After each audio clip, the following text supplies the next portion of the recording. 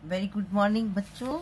आज अपन पढ़ते हैं पैरासाइट्स में एडेप्टेशन, पैरासिटिक एडेप्टेशन इन हेलमिंथीज। हेलमिंथीज के अंदर पैरासिटिक एडेप्टेशन पढ़ते हैं। ठीक है, तो इसके लिए क्या होता है कि अपन सबसे पहले पढ़ेंगे व्हाट इज पैरासिटिज्म या परजीविता क्या है। कि जब एनिमल अपने न्यूट्रिशन के लिए यानी अपने पोषण के लिए दूसरे एनिमल पर डिपेंड करता है तो उसे हम पैरासिटिज्म कहते हैं। और जो एनिमल क्या नाम है, जिस एनिमल पर डिपेंड करता है, जैसे सपोज करो टीनिया सोलियम है, वो अपने फूड के लिए ह्यूमन बीइंग पर डिपेंड करता है, तो टीनिया सोलियम तो क्या कहलाता है, पैरासाइट। एंड जो ह्यूमन बीइंग्स है तो वो क्या कहलाएगा, होस्ट। तो आ गया समझ में कि पैरासाइट किसे कहते हैं कि जब टीनिया सोलियम फूड के लिए कि पहले तो पैरासिटिज्म किसे कहते हैं, when the animals depend for क्या नाम है food on the other animals, that calls parasitism. And animal that depend on the animal for food on other animal called parasite. यानी एक एनिमल जो कि अपने पोषण के लिए दूसरे एनिमल पर डिपेंड करता है ना, दूसरे एनिमल पर निर्भर रहता है, उस एनिमल उसको कहते हैं पैरासिटिज्म। और जो एनिमल दूसरे एनिमल पर पोषण के लिए डिपेंड रहता है उसे पैरासाइट कहते हैं। और जिस एनिमल पर रहता है उसे हम होस्ट या पोषक कहते हैं। जैसे टीनिया सोलियम, टीनिया सोलियम एक पैरासाइट है ना। और क्योंकि ये ह्यूमन बीइंग पर अपने फूड के लिए डिपेंड रहता है, तो टीनिया सोलियम तो हो गया पैरासाइट और ह्यूमन बीइंग जो हो गया वो होस्ट कहलाता है। अब अपन पढ़ते हैं टाइप्स ऑफ पैरासाइट, यानी पैरासाइट्स के कितने प्रकार होते हैं। जनरली दो टाइप के पैरासाइट्स होते हैं, एक तो एक्टोपैरासाइट और दूसरा होता है एंडोपैरासाइट। ठीक है, एक्टोपैरासाइट और एंडोपैरासाइट, टू टाइप के पैरासाइट्स हैं इसमें। सबसे one is ectoparasite and other is endoparasite. Ectoparasite उन्हें कहते हैं जो कि होस्ट के शरीर के बाहर प्रेजेंट होते हैं, है ना। जैसे सपोज करो अपने बॉडी का एक एग्जांपल ले लेते कि अपनी बॉडी के शरीर के बाहर यानी जूं होती है वो अपने शरीर के बाहर वाले सरफेस पर प्रेजेंट होती है ना, बैड बग यानी खटमल। ठीक है, एंडोपैरासाइट यानी जब पैरासाइट बॉडी के अंदर प्रेजेंट होते हैं तो उसे हम क्या कहते हैं, उसे हम बोलते हैं, जब पैरासाइट बॉडी के अंदर प्रेजेंट होते हैं तो उसे हम बोलते हैं एंडोपैरासाइट। क्लियर, एंडोपैरासाइट, एक्टो और एंडोपैरासाइट। तो ये एंडोपैरासाइट कौन सा, एक्टोपैरासाइट तो वो है जो होस्ट के शरीर के बाहर उपस्थित होते हैं, जैसे लाइस है, बेड बग। और एंडोपैरासाइट जो कि पैरासाइट जो कि बॉडी के अंदर प्रेजेंट होते हैं, एंडोपैरासाइट कहलाते हैं। जस्ट लाइक टीनिया सोलियम है, जिसको आप जनरली क्या बोलते हो, टेप वर्म बोलते हो। फेशियल हेपेटिका है ना, और फेशियल हेपेटिका को अपन क्या बोलते हैं, लिवर फ्लूक भी बोलते हैं। और एंटमीबा हिस्टोलाइटिका, ये तो हुआ एंडोपैरासाइट और एक्टोपैरासाइट। जनरल लैंग्वेज में भी अपन पैरासाइट के बारे में पढ़ते हैं और पैरासाइट के नाम सुने।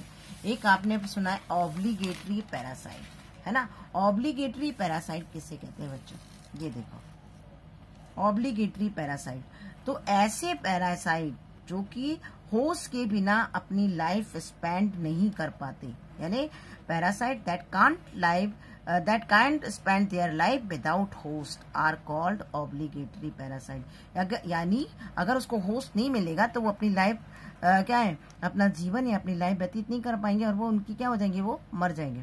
जैसे टीनिया सोलियम है, फेसियोला है, एंटमीबा है। क्लियर, और ओब्लिगेटरी यानी हिंदी में क्या बोलते हैं इसको, अविकल्पी, यानी इसके पास कोई विकल्प ही नहीं है। ऑब्लिगेटरी का मतलब नो विकल्प, नो ऑप्शन। ओके, रहना है तो उसको किसके पास रहना, होस्ट के पास, अदरवाइज वो मर जाएगा। क्लियर। अब आया फैकल्टेटिव पैरासाइट यानी विकल्पी पैरासाइट, यानी ऐसे पैरासाइट जो होस्ट उपलब्ध होने पर तो पैरासाइट की तरह अपना जीवन व्यतीत करते हैं, और अगर होस्ट नहीं है तो वो अपनी लाइफ फ्री लिविंग लाइफ व्यतीत करते हैं, है ना। जैसे पिंथेरॉस क्रैब, पिंथेरॉस क्रैब है, जब उसको होस्ट मिल जाता है तो आसानी से वो अपना पैरासाइट के रूप में लाइफ व्यतीत करते हैं, लेकिन जब होस्ट नहीं होता तो वो फ्री लिविंग लाइफ व्यतीत करते हैं। तो इसको बोलते हैं फैकल्टेटिव पैरासाइट या विकल्पी। विकल्पी का मतलब उसको विकल्प मिल गया, ऑप्शन मिल गया कि भाई जब वो ऑप्शन मिला, जैसे आपको है ना कि अगर आपको और 2 भोजन की चॉइस मिल जाती है, तो आप आपको एक क्या नाम है नमकीन भोजन भी मिल जाता है और एक मीठा भोजन भी मिल जाता है, तो आप भोजन ले सकते हो। मतलब आपको जैसे कोई नमकीन ज्यादा पसंद है, मीठा भी है, तो आपको क्या है मीठा नमकीन पसंद है, आप नमकीन खा लोगे, मीठा नहीं पसंद है तो नहीं खाओगे। उसी तरीके से ये होता है कि इनको ऑप्शन मिल जाता है। तो ऐसे parasite when the host available then the parasite spend their life just like parasite, है ना। when the hosts are not available then they spend their life just free living. Clear? Now अब parasitic adaptation in helminthes. Now we will अब अपन क्या पढ़ेंगे कि parasites के अंदर Helminthes में कौन कौन से अडेप्टेशन है। ये तो अपन ने जनरल पढ़ा कि क्या क्या होता है, ऑब्लिगेटरी पैरासाइट क्या होता है, फैकल्टेटिव क्या होता है। क्लियर? अब अपन पढ़ेंगे पैरासिटिक अडेप्टेशन इन हेलमेंथीज। हेलमेंथीज में पैरासिटिक अडेप्टेशन कौन कौन से। सबसे फर्स्ट होता है मार्फोलॉजिकल, देन होता है फिजियोलॉजिकल और तीसरा होता है लाइफ साइकिल। यानी मार्फोलॉजिकल यानी आकारिकी, फिजियोलॉजिकल मतलब कारिकी और लाइफ साइकिल यानी जीवन चक्र। ठीक है, तो सबसे पहले आज अपन पढ़ेंगे मार्फोलॉजिकल अडेप्टेशन कौन कौन से होते हैं। क्लियर? तो मार्फोलॉजिकल अडेप्टेशन पढ़ेंगे आज। ये देखो बच्चों, मार्फोलॉजिकल अडेप्टेशन कौन कौन से हैं। ये आपके मार्फोलॉजिकल अडेप्टेशन है जिनमें कौन कौन से फीचर्स आएंगे। सबसे पहला पॉइंट आएगा शेप, यानी उनका आकार कैसा होता है। फिर बॉडी कवरिंग, यानी बॉडी की कवरिंग कैसी, यानी बॉडी के चारों तरफ किसकी कवरिंग होती है। कोई भी मैंने जनरल आपको बताया था जब अपन ने प्लेटी हेलमेंथीज पढ़ा था सेकेंड ईयर के फर्स्ट ईयर के अंदर, तब मैंने ये बताया था आपको कि कोई भी पैरासाइट जो होता है ना उसके शरीर के चारों तरफ क्या होता है, क्यूटिकल की कवरिंग होती है। जनरल मैं बता रही हूँ, इससे जल्दी आपको याद हो जाएगा कि क्यूटिकल की कवरिंग होती है। दूसरा मैंने बताया था कि उनके चारों तरफ एडिसिव ऑर्गन यानी आसंजक, उनमें क्या होता है उनके होस्ट से चिपकने के लिए उनमें एडिसिव ऑर्गन पाए जाते हैं। और एक और बात बताई थी, ये सारे एडेप्टेशन, ये प्लेटी हेलमेंथीज के पैरासाइट के कैरेक्टर भी है और अनुकूलन भी है, एडेप्टेशन भी है। और तीसरा बताया था कि लोकोमोटरी ऑर्गन इनमें एब्सेंट होते हैं, है ना। क्यों? क्योंकि इनको कैसा होता है, डाइजेस्ट फूड मिल जाता है। जब भोजन ही इनको मिल जाता है इस टाइप का तो इनको जरूरत ही नहीं पड़ती। क्लियर? एलिमेंट्री कैनाल इनकी लेस डेवलप या एब्सेंट होती है क्योंकि इनको डाइजेस्ट किया हुआ फूड मिल जाता है। और सर्कुलेटरी सिस्टम इनका कम विकसित होता है। तो अब अपन पढ़ेंगे ये जनरल कैरेक्टर थे किसके, कोई भी प्लेटी हेलमेंथीज के पैरासाइट होने के। ठीक है, अब अपन पढ़ेंगे इसका शेप, कैसा शेप होता है। बॉडी कैसी होती है, डॉर्सो वेंट्रली फ्लैट होती है बच्चों। पृष्ठ अधर से चपटा मतलब डॉर्सो वेंट्रली फ्लैट।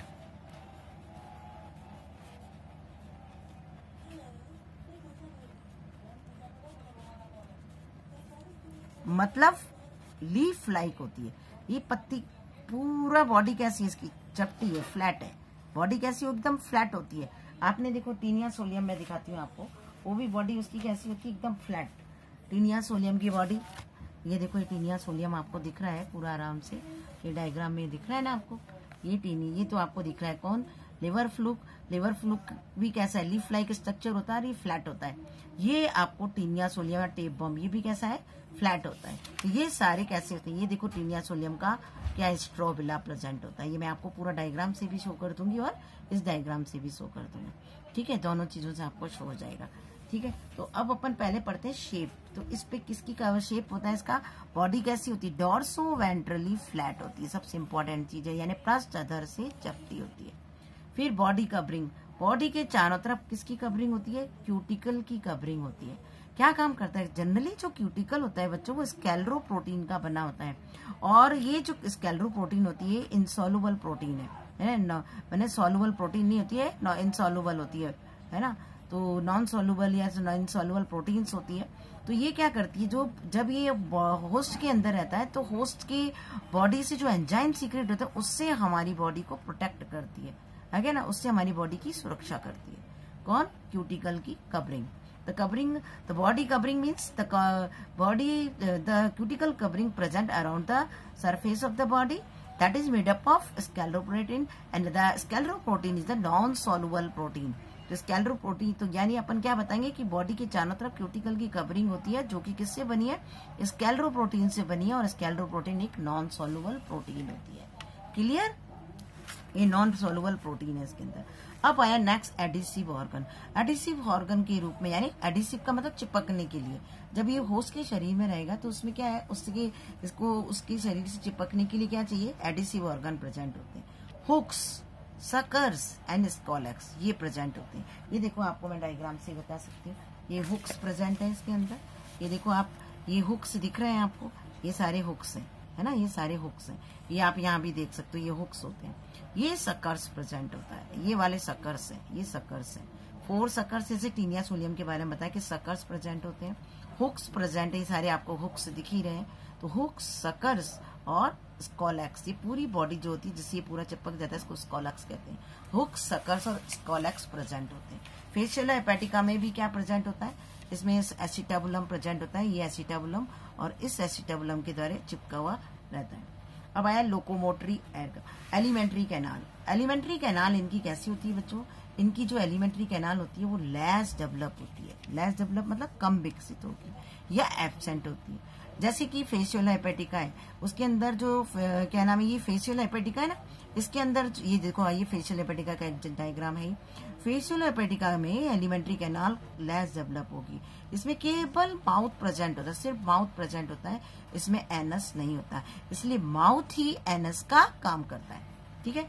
और तो इसलिए इसमें क्या होगा, एलिमेंट्री कैनाल लेस डेवलप हो गई। और मैंने लिखा कि एब्सेंट होती है या एब्सेंट, तो टीनिया सोलियम जो है, यानी टेप बाउंड जो है, उसमें जो एलिमेंट्री कैनाल होती है वो पूरी तरह से एब्सेंट होती है। क्लियर। अब आया लोकोमोटरी ऑर्गन्स, यानी गमनांग, हिंदी में क्या बोलते हैं इसको, गमनांग।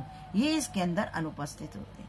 भाई क्यों अनुपस्थित होते हैं, इसलिए अनुपस्थित होते हैं क्योंकि इसमें जो एलिमेंट्री कैनाल में इसलिए अनुपस्थित होते हैं क्योंकि इसमें पूरी तरह से डाइजेस्ट क्योंकि इनको डाइजेस्ट फूड मिलता है।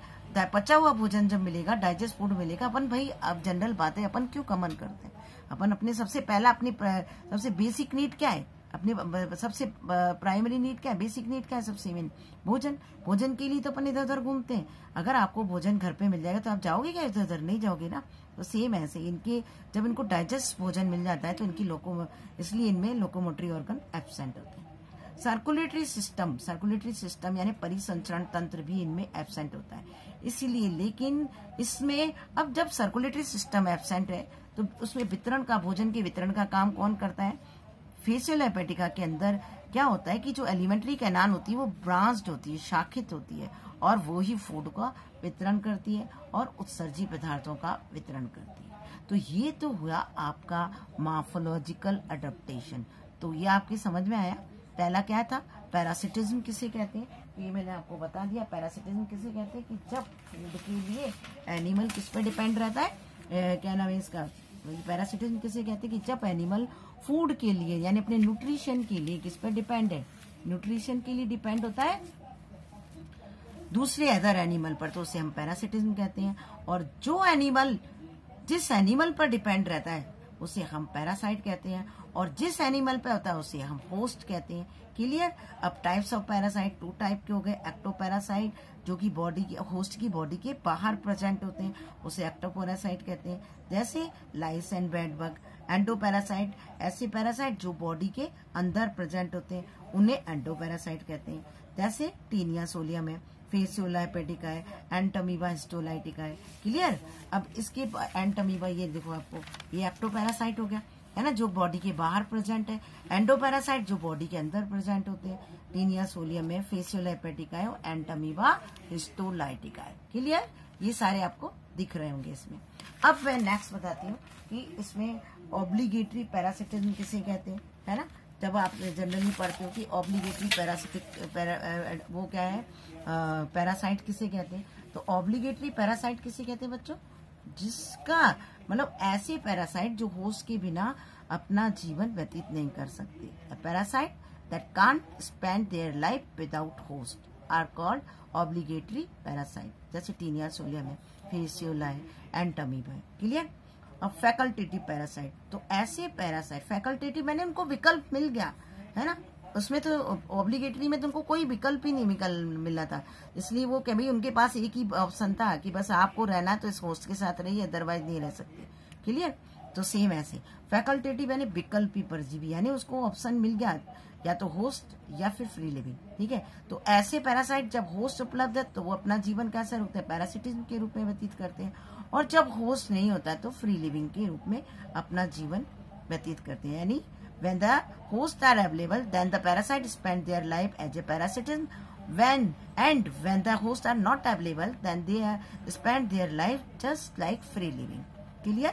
Just example Pintherosaurus. अब parasitic adaptation, morphological, physiological and life cycle, ये एडेप्टेशन है। ये कौन कौन से एडेप्टेशन है, मॉर्फोलॉजिकल, फिजियोलॉजिकल और लाइफ साइकिल। तो मॉर्फोलॉजिकल हमने पढ़ा, आज अपन मॉर्फोलॉजिकल ही पढ़ेंगे, फिर आगे कल अपन फिजियोलॉजिकल पढ़ेंगे। तो मॉर्फोलॉजिकल एडेप्टेशन क्या हुआ, इसमें सबसे पहले शेप, तो कैसी है शेप, डॉर्सो वेंट्रली फ्लैट होती है बॉडी, चपटी होती है ना, जैसे ये आप देख रहे हो लिवर फ्लूक, टीनिया सोलियम मैंने अभी आपको दिखाया था। बॉडी कवरिंग, बॉडी के चारों तरफ क्यूटिकल की कवरिंग होती है, वो क्यूटिकल किससे बनी होती है, स्कैलरोप्रोटीन से। स्कैलरोप्रोटीन एक नॉन सॉल्युबल प्रोटीन होती है। आ गया, कैसी प्रोटीन है वो, नॉन सॉल्युबल प्रोटीन है। स्कैलरोप्रोटीन एक नॉन सॉल्युबल प्रोटीन होती है, इसीलिए जब होस्ट के शरीर से जो डाइजेस्टिव एंजाइम सीक्रेट होते हैं उससे इसकी बॉडी का प्रोटेक्शन हो जाता है, यानी इसकी बॉडी शरीर का की सुरक्षा हो जाती है। अब एडिसिव ऑर्गन यानी आसंजक अंग कौन कौन से होते हैं, हुक्स, सकर्स और स्कोलेक्स, ये इसके एडिसिव ऑर्गन्स हैं। हुक्स, सकर्स और स्कोलेक्स क्या है, इसके एडिसिव आसंजक अंग, इनके वो पाए जाते हैं जिसके द्वारा ये होस्ट के शरीर से चिपक जाता है। एलिमेंट्री कैनाल, एलिमेंट्री कैनाल इनकी कम विकसित या एब्सेंट। कम विकसित क्यों लिखा, क्योंकि फेसियोला हेपेटिका के अंदर ये लेस डेवलप होती है, इसमें माउथ होता है, राइनस एब्सेंट होता है, और इसकी जो इंटेस्टाइन होती है वो ब्रांच्ड होती है, शाखित होती है। ठीक है, लेकिन टीनिया सोलियम की जो होती है क्या नाम है, एलिमेंट्री कैनाल, वो एब्सेंट होती है। ठीक है, नेक्स्ट लोकोमोटरी ऑर्गन्स। तो लोकोमोटरी ऑर्गन यानी गमनांक, गमनांक कैसे होते हैं इसके अंदर, इनमें जो गमनांक होते हैं वो क्या नाम है, इसके जो लोकोमोटरी ऑर्गन्स होते हैं वो इसमें एब्सेंट होते हैं। क्यों होते हैं एब्सेंट, क्योंकि इनको डाइजेस्ट फूड मिलता है, इसलिए इनको लोकोमोटरी ऑर्गन इसमें एब्सेंट होते हैं। अब आ गया इसके अंदर एब्सेंट हो गया, अब आया सर्कुलेटरी सिस्टम। तो इनका सर्कुलेटरी सिस्टम कैसा होगा बच्चों, इनका जो सर्कुलेटरी सिस्टम होता है वो देखो, ये एब्सेंट होता है इसका सर्कुलेटरी सिस्टम। तो सर्कुलेटरी सिस्टम अगर इसका एब्सेंट है तो डाइजेशन का काम कौन करेगा, इस फेसियोला हेपेटिका की एलिमेंट्री डाइजेशन कह रही हूँ, डिस्ट्रीब्यूशन का काम कौन करेगा, फेसियोला हेपेटिका की एलिमेंट्री कैनाल जो कि ब्रांच होती है वो ही फूड का डिस्ट्रीब्यूशन करती है और एक्सक्रीटरी प्रोडक्ट का भी डिस्ट्रीब्यूशन करती है। इनमें सेंस ऑर्गन भी लेस डेवलप होते हैं, याद रखना, क्यों, क्योंकि इनको किसी भी नए एनवायरमेंट में जाना नहीं पड़ता, सीधे होस्ट के अंदर एंटर हो जाते हैं, इसीलिए वहां जरूरत ही नहीं पड़ती, इसलिए इनमें सेंस ऑर्गन भी एब्सेंट होते हैं। अब कल अपन पढ़ेंगे physiological adaptation. Okay, thank you.